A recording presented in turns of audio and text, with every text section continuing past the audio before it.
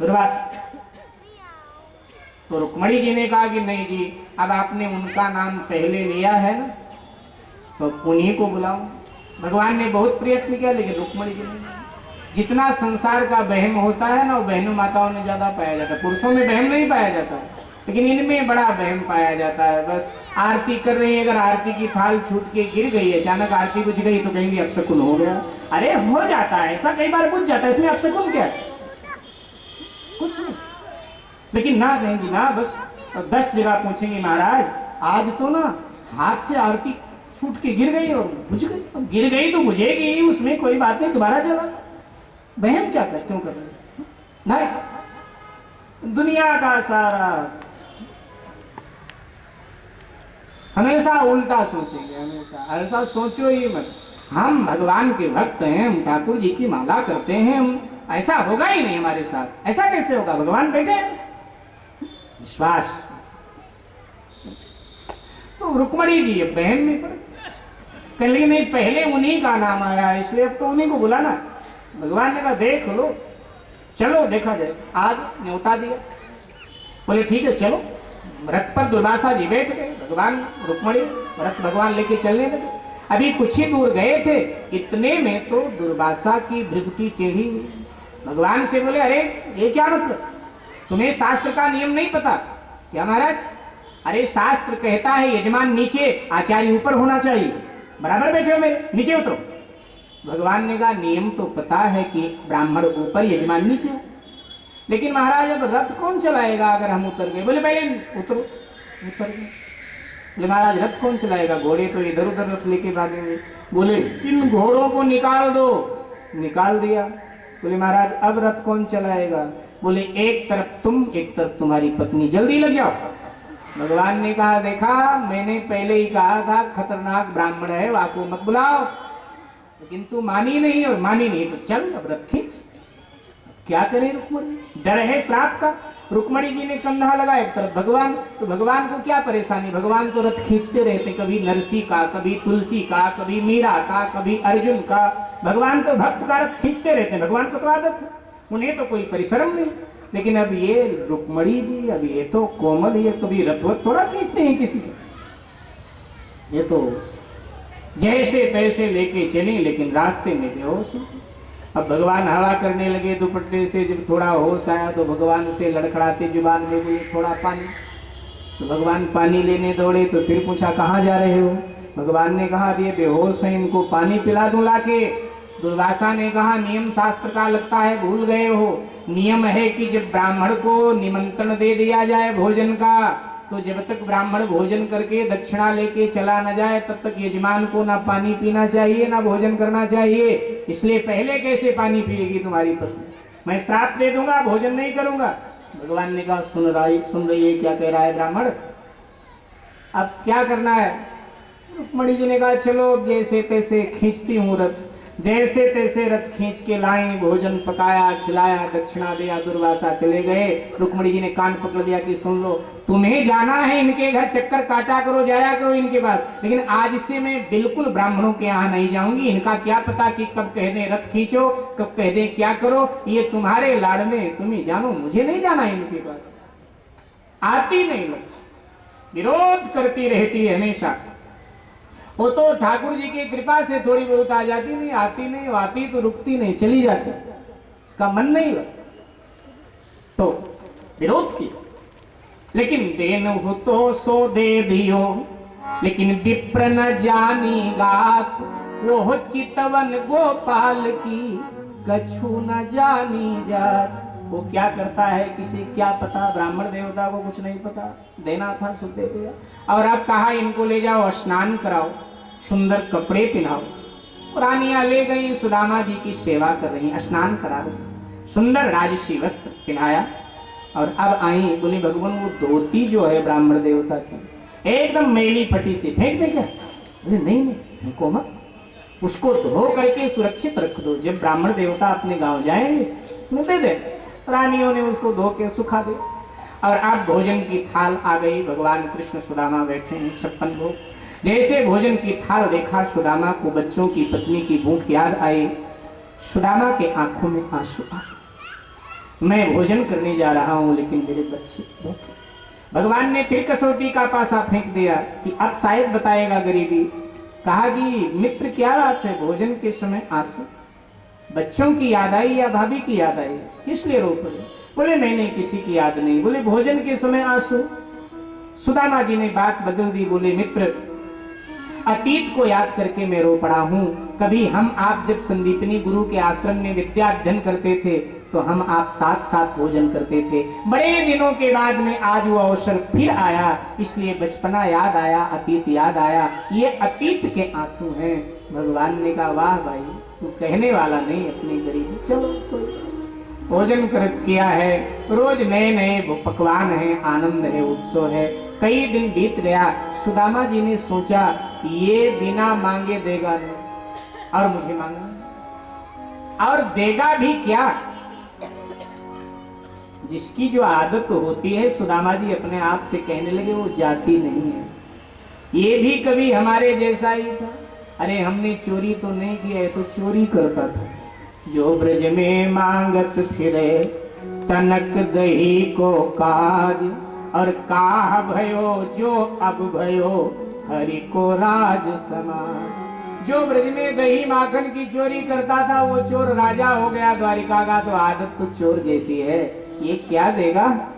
ये कुछ देने वाला नहीं। बेशर्म इतना कि 3 मुट्ठी चावल छीन के खा गया। अगर बच जाता, सुशीला खिचड़ी बनाती तो कम से कम 3 दिन बच्चे खाते, लेकिन वो भी छीन करके खा गया ये। लेकिन हाँ, इसकी जो पत्नियां हैं वो बड़े बड़े राजाओं की बेटियां हैं, और जब मैं चलूंगा तो ये कहेगा कि ब्राह्मण देवता को प्रणाम करो।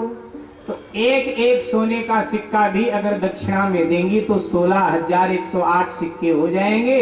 गरीबी आराम से पार हो जाएगी, कोई चिंता नहीं। भगवान से कहा सुदामा जी ने, प्रभु आपकी भाभी घर में अकेली, बच्चे छोटे, चलना चाहिए।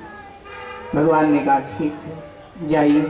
रानियों को आवाज लगाया, अरे धोती दे दो, ब्राह्मण देवता अपनी पहन ले, ये राजसी कपड़े उतरवा लो, क्योंकि ये ब्राह्मण लोग नहीं पहनते। सुदामा जी ने सोचा कमाल का है, ब्राह्मण को देके कोई वापस नहीं लेता है, कहता कपड़े उतरवा लो। तो कपड़े में हीरे जड़े थे। सुदामा जी सोच रहे थे फायदे में, एक हीरा तोड़ के बेच दूंगा तो बुढ़ापा आराम से पार हो जाएगा, हीरे ही हीरे कपड़े में जड़े हुए। भगवान ने उतरवा लिया, वो फटी धोती सुदामा जी ने पहन लिया। सुदामा जी ने फिर सोचा कि ठाकुर जी ने अच्छा ही किया है, सोचा होगा ये ब्राह्मण है, माया में इसका मन चला जाएगा, भजन नहीं कर पाएगा, शायद इसीलिए राजसी परिवेश उतरवा लिया, अच्छा किया। और अब भगवान ने कहा रुक्मणी रौली चावल ले आओ, तिलक करूं। सुदामा जी मन ही मन प्रसन्न हुए कि तिलक के बाद ब्राह्मण को दक्षिणा दी जाती है, तो अभी तिलक होगा तो दक्षिणा होगी, और तगड़ी दक्षिणा होगी, क्योंकि भगवान देगा। लेकिन भगवान और खिलाड़ी नहीं, बड़े मजाकी हैं, भक्त के साथ मजाक भी खूब करते हैं। तो भगवान जब तिलक कर रहे थे तो देखा सुदामा के भाग्य में ब्रह्मा जी ने 7 जन्म की दरिद्रता लिखी। भगवान ने कहा अच्छा, मेरा भक्त ही तुझे मिला था लिखने के लिए, और कोई। भगवान ने इतने जोर से अंगूठा दबा करके तिलक किया कि ब्रह्मा की रेखा ही भगवान ने मिटा दिया। भगवान क्या नहीं कर सकता, नेकट कठिन कुअंक भाग्य रेखा को मिटा दी भगवान। लेकिन ऊपर से कुछ दिया नहीं, तो पहले ही दे दिया। हम लोग बता के देते हैं, माइक में बोल के देते हैं, भगवान तो चुपचाप देता। अब जब तिलक के बाद दक्षिणा नहीं मिली, सुदामा ने कहा शास्त्र का नियम भी नहीं पालन कर रहा है। रानियों को आदेश किया, अरे ब्राह्मण देवता जा रहे हैं, चलो माथा टेको। रानियों ने आकर पूछा क्या देना है ब्राह्मण देवता को दक्षिणा में। भगवान ने कहा कुछ मत देना, अगर कुछ दिया तो ये नाराज हो जाएगा, दोबारा फिर कभी नहीं आएगा, इसका आशीर्वाद फिर नहीं मिलेगा हम लोगों को। रानियों ने कहा नाराज हो जाएगा, है तो गरीब। भगवान ने कहा खबरदार, गरीब नहीं है, ब्राह्मण है ना, ये गरीब जैसे रहता है वेशभूषा बना करके। ब्राह्मणों की आदत होती है, कुछ कितना भी हो फिर भी गरीब जैसे रहते हैं। अरे ये बड़ा धनवान है, जब हमें कभी जरूरत पड़ती है ना तो हम भी इससे लिया करते हैं उधार, बिना ब्याज के उधार देता है हमको, बहुत धनवान है, इसलिए देना कुछ मत, ऐसों से लेना चाहिए। देने की बातें कर रहे हो। रानियों ने कहा ये क्या देगा? अरे ब्राह्मण है और ब्राह्मण के पास आशीर्वाद है जिसकी कोई कीमत नहीं, इसलिए इससे आशीर्वाद लो, चलो कुछ देना नहीं। अब रानियां आकर खाली हाथ माथा टेक टेक के जाने लगी। सुदामा जी कहने लगे कमाल है, जब मैं पूछता था तुम किस राजा की बेटी हो तो कोई कहती थी ब्राह्मण देवता मैं फला राजा की बेटी हूँ, कोई फला राजा की बेटी हूँ बताती थी, लेकिन मुझे लगता ये भी किसी दरिद्र घर से यहाँ ब्याही गई हैं। अगर बड़े घर से होती तो इनको दान पुण्य कुछ करना आता, ये भी किसी दरिद्र घर से हैं, ये भी कुछ देना नहीं जानती। चलो कोई नहीं, मैं ब्राह्मण हूँ, मेरा काम है आशीर्वाद देना। आज सुदामा जी आशीर्वाद दे रहे हैं, अखंड सौभाग्यवती भो, सौभाग्यवती भो, अखंड सौभाग्यवती। हाथ पटकते पटकते सुदामा जी को 103 डिग्री बुखार आ गया और हाथ में सूजन, क्योंकि अब इतनी बार हाथ पटक रहे हैं। हाथ पटकना बंद कर दिया, मुंह से बोल रहे हैं सौभाग्यवती भो, अखंड सौभाग्यवती। भगवान ने कहा भले आदमी हमारे घर में झगड़ा लगवाने आया है क्या? क्यों महाराज? आधी पत्नियों के सर पे हाथ रखकर तुमने आशीर्वाद दिया और आधी को ऐसे कह रहे हो सौभाग्यवती भो, आपस में झगड़ा करेंगी कि ब्राह्मण ने तुम्हारे सर पे हाथ रखा मेरे सर पे क्यों नहीं, इसलिए सबके सर पे हाथ रखो। सुदामा जी ने कहा महाराज अभी और हैं कितनी, हाथ पटकते पटकते मेरे हाथ में दर्द हो गया, सूजन हो गया, बुखार आ गया महाराज, और कितनी? भगवान ने कहा ये पूरी कतार की कतार चली आ रही है, खत्म हो जाएंगे हम बता देंगे। अब 16,108 बार कोई हाथ पटके बार बार तो शाम को हॉस्पिटल एडमिट होना पड़ेगा उस बेचारे को। सुदामा जी फिर चालू हो गए सौभाग्यवती भो, अखंड सौभाग्यवती भो, जैसे तैसे बेचारे सबको निपटा पा। उठकर खड़े हुए भगवान से बोले कि अब चलूंगा कन्हैया। भगवान ने कहा कि हाँ मित्र जाओ, हमें फुर्सत मिलेगी तो हम जरूर आएंगे, लेकिन अगर हमें फुर्सत न मिले तो आपको जब भजन भक्ति साधना से फुर्सत मिले तब आकर हमें हमारे परिवार को आशीर्वाद दे जाना, क्योंकि ब्राह्मण का आशीर्वाद जीवन में बना रहेगा तो सब मंगल ही रहेगा, सब शुभ ही रहेगा, इसलिए जरूर आना। सुदामा जी ने कहा मैं अवश्य आऊंगा।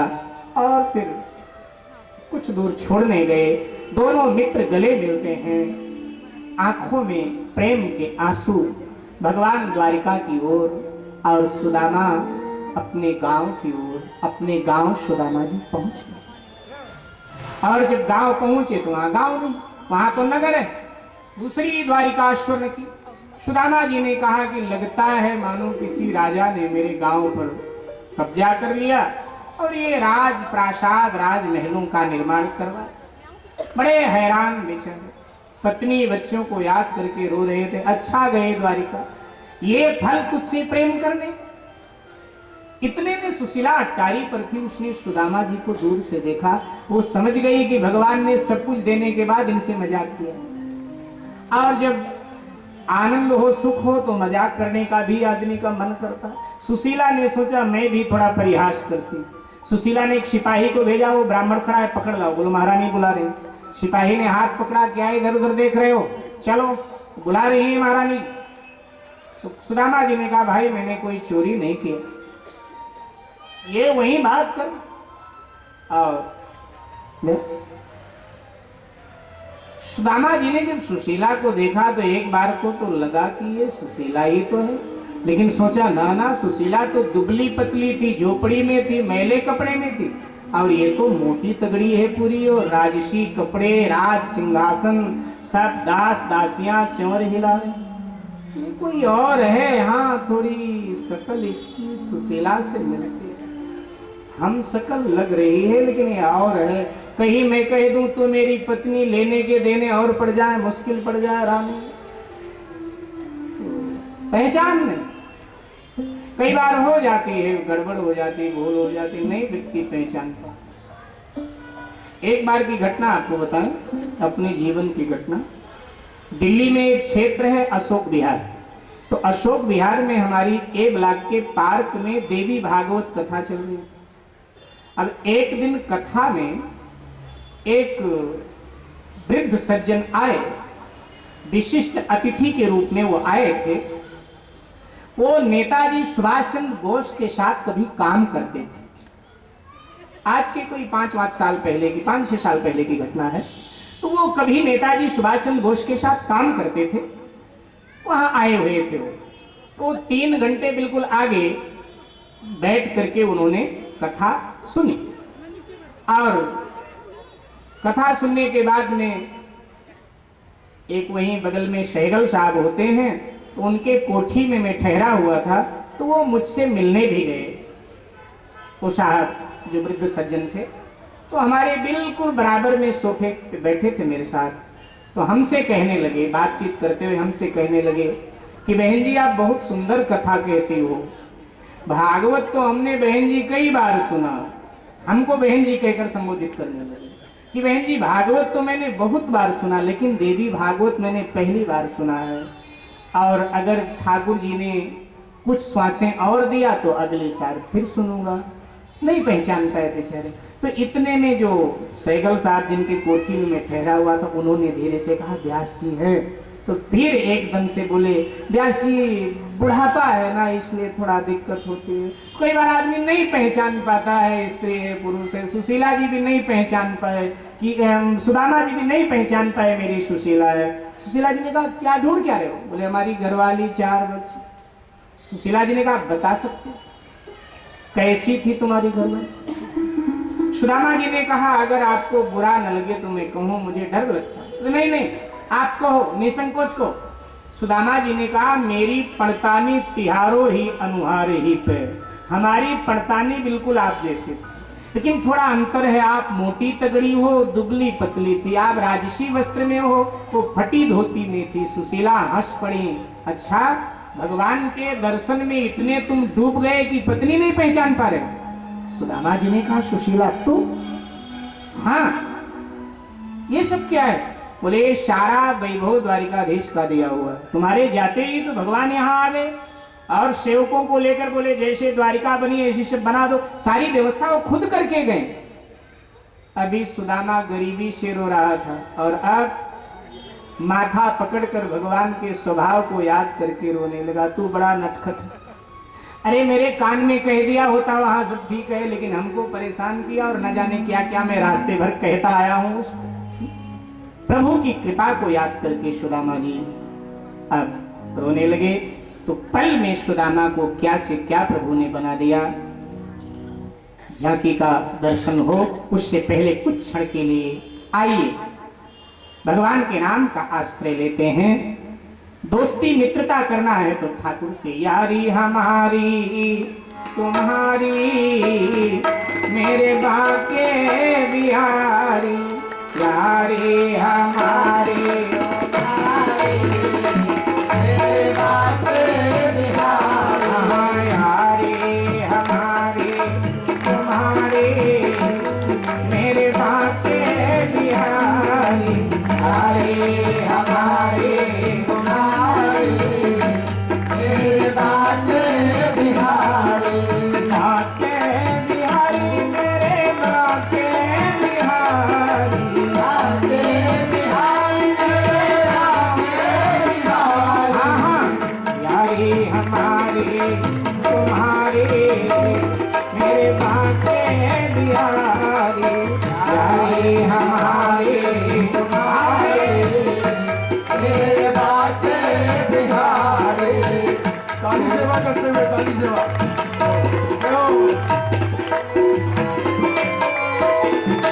यारी हमारी तुम्हारी मेरे बाके बिहारी, यारी हमारी तुम्हारी मेरे बाके बिहारी, तुमको कान्हा नंद लगा, तुमको कान्हा नंद लगा,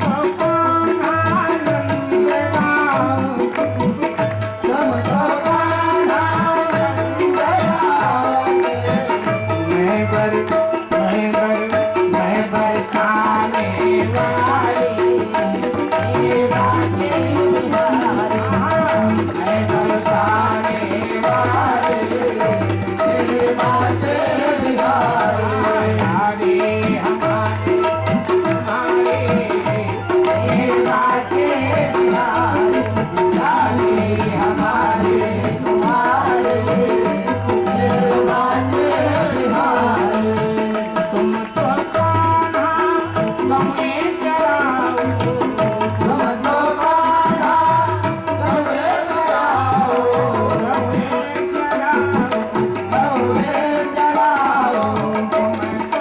कान्हा गमे चराओ, तुम तो कान्हा गमे चराओ। मैं जगी देश में गाड़ी ये बातें बिहारी।